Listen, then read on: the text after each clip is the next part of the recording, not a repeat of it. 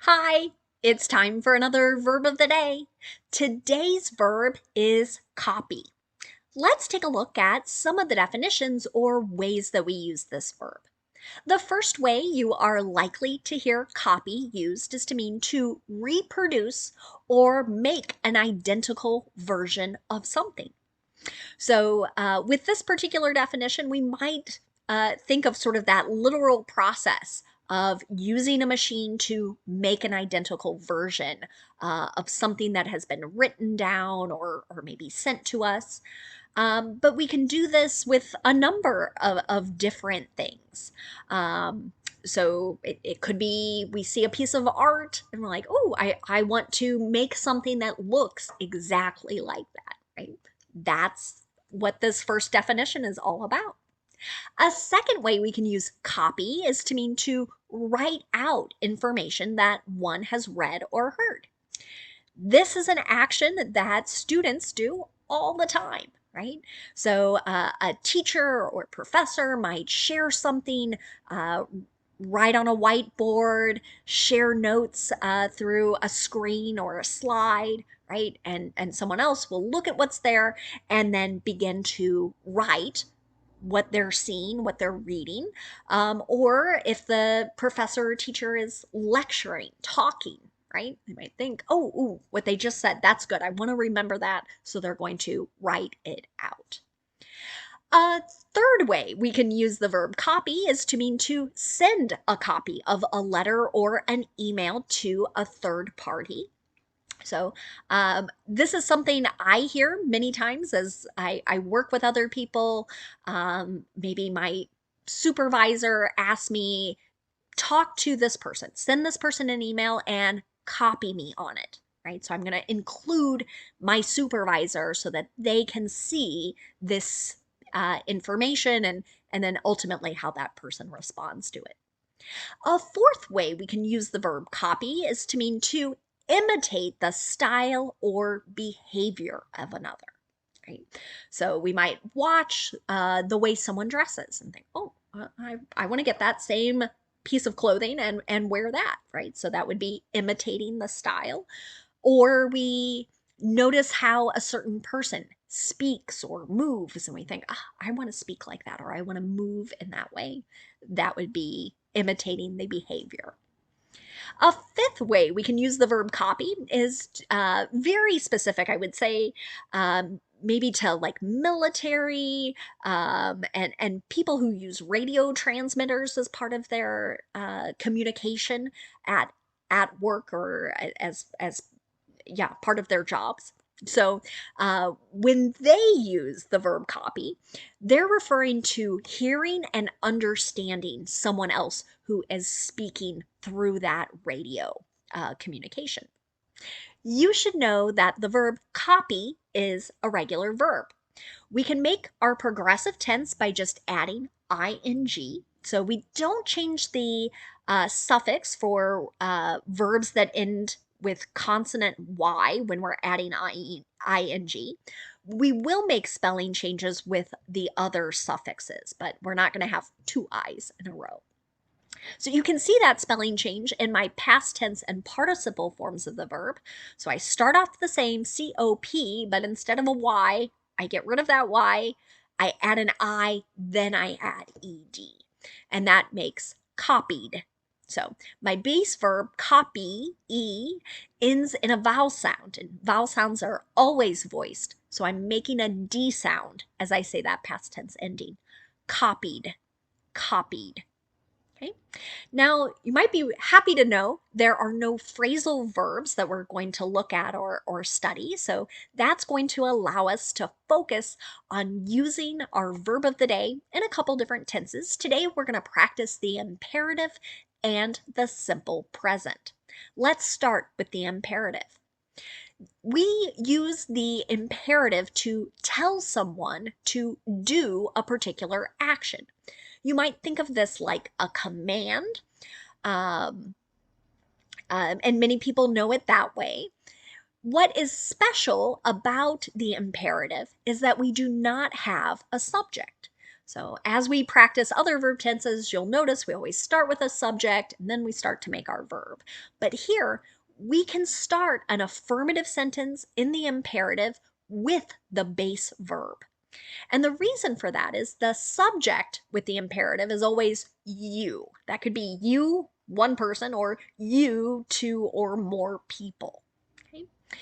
And I think it's always important to note sometimes telling another person to do something that could feel kind of rude or maybe a bit forward, right? Like, why are you telling me to do something, right? So we can sort of soften things by using the word please. And in the imperative, we could put please at the beginning of the sentence or at the end, but we just need it in one place. Okay, you can see that in my example. Please copy me on that message to the vendor. So this is the definition talking about including someone else on a message, so that they have this duplication or they can see the communication. And again, so maybe we have one coworker talking to another, right? And again, they're trying to soften it, be polite, so they use please. Okay. You can also make negative imperative sentences, and to do that, so here we're telling someone not to do a particular action. We can start with do not and then the base verb, or we can use the contraction don't. Just like the affirmative, we can also add please to the beginning or the end if we think we need to soften it. But let's take a look at our negative imperative example. This is something I think many teachers have said to their students.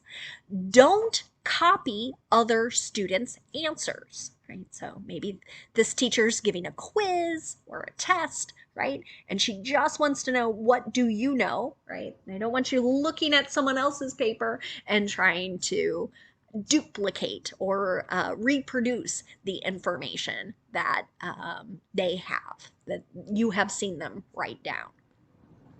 Now let's take a look at the simple present. We use this verb tense to talk about habits and routines. We also use it to discuss facts. And the thing about the simple present is we really need to pay attention to our subject. If our subject is I, you, we, or they, we're going to use the base verb just as it is. But if our subject is he, she, or it, then we need to add an S to our verb. And I've used the third person singular here. So my subject is she because I also wanted you to see the spelling change with the verb here. So let's take a look at the affirmative example. She copies what she sees on TikTok. Okay?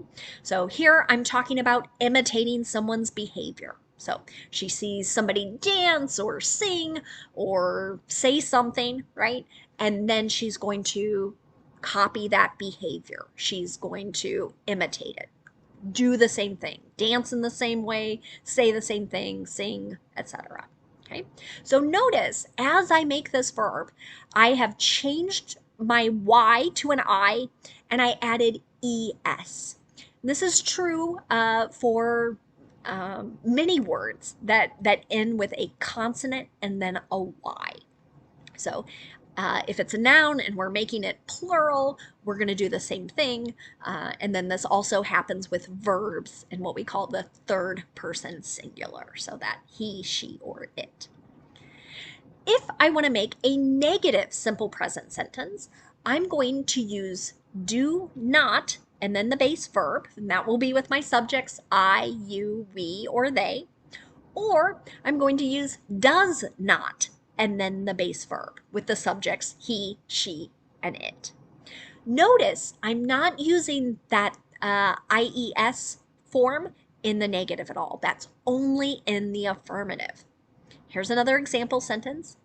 Pages from this book don't copy well. Right? So maybe I'm using a machine, but for some reason, maybe it's the material, maybe the print isn't very dark.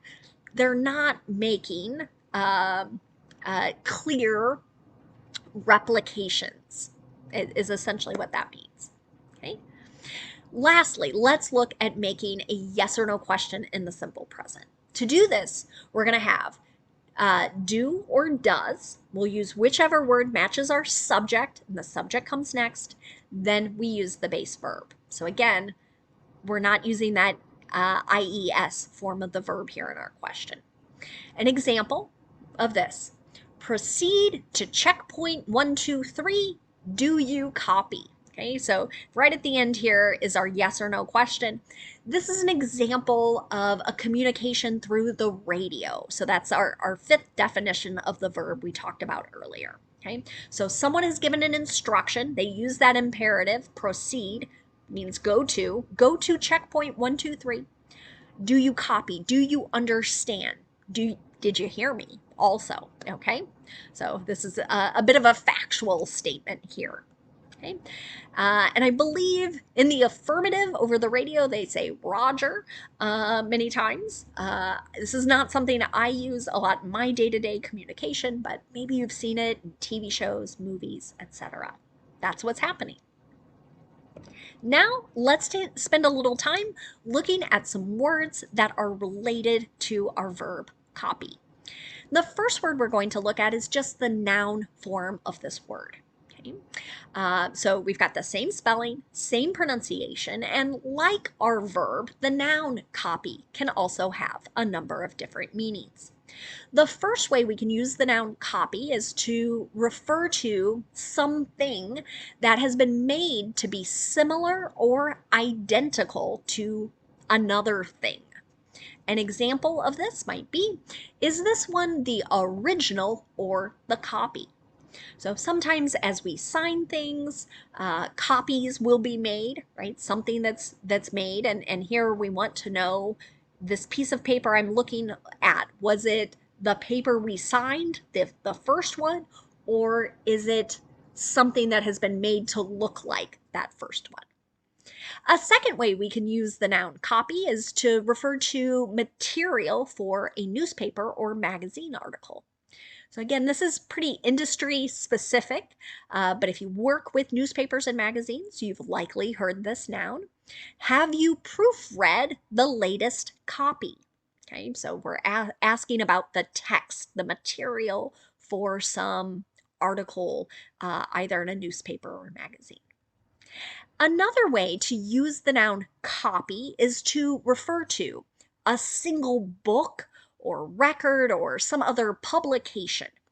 So an example of this might be, Michelle Obama's book Becoming has sold over 10 million copies. Right? So there are 10 million individual books, or that, and that's how we're using that noun. And the last way we're going to look at using the noun copy is to refer to the text of an advertisement. An example of this, how long have you been writing advertising copy? Okay.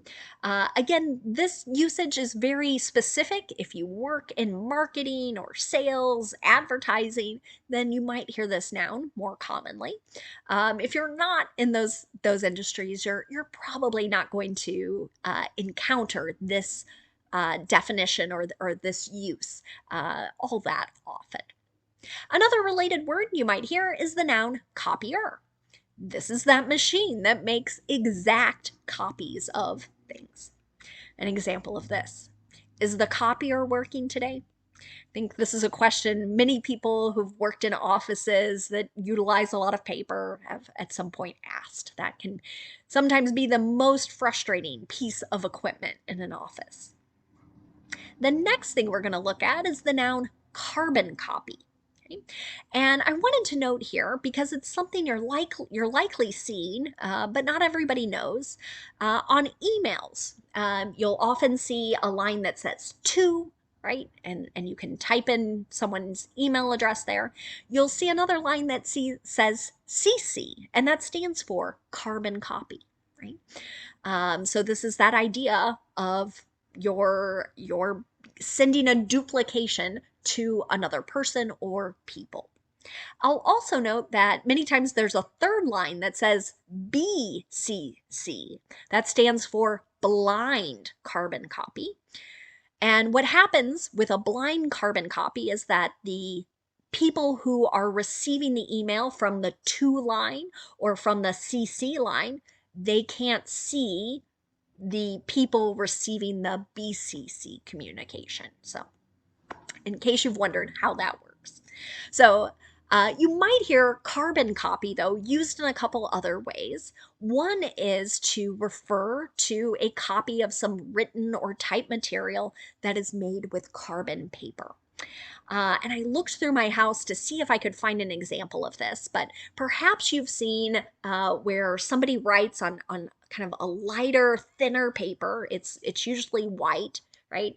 And then they take that white copy and they tear off, and right behind it is like a pink or yellow copy, right? And there is something special on the back of the top one that's allowing us to kind of push down and make a copy of the writing. So this is a carbon copy. An example, did you get a carbon copy of the receipt? Some businesses still use this. I think it's becoming a little less common to see, but now you know. Another way to hear the noun carbon copy used is to refer to a person or thing that is identical to some other person or thing, or very similar. An example of this.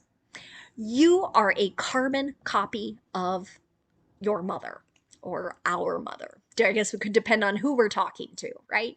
But here, sometimes we notice people's children. They act, they speak, maybe they even look like their parents. They look so similar that we might use this to describe a carbon copy. The last word we're going to look at today is the noun copycat. This is a person who copies another's behavior, the way they act, the way they dress, or maybe even their ideas. An example here, most young kids are copycats. So this idea, they're going to watch what others are doing or watch how others speak and then duplicate that behavior. Thanks so much for watching today's video. I hope you have a great day.